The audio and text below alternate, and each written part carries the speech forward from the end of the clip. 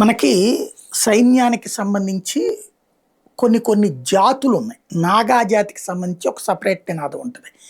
అట్లాగే నేపాలీలకు సంబంధించినటువంటిది ఒక నినాదం ఉంటుంది. అంటే రెజిమెంట్స్ వారీగా ఒక్కొక్క దానికి ఒక్కొక్క నినాదం ఉంటుంది.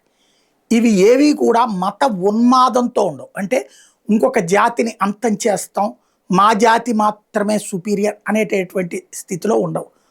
తమని తాము జై భవానీ, వీర శివాజీ లాంటివి ఉంటాయి. ఇట్లాంటివి ఈ దేశానికి సంబంధించిన పోరాట యోధుల్ని, అలాగే ఈ దేశ మాతని గుర్తుపెట్టుకునేటటువంటి ఒక వీరోచితత్వం.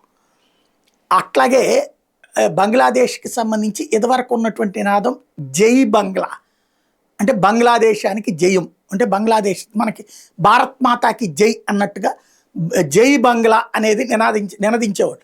మనకి ఇక్కడ జై హింద్ అని మాట్లాడుకుంటారు ఒకళ్ళకొకళ్ళు అట్లా. కానీ ఇప్పుడు అక్కడ నినాదం మారడం అన్నది సంచలనం సృష్టిస్తోంది.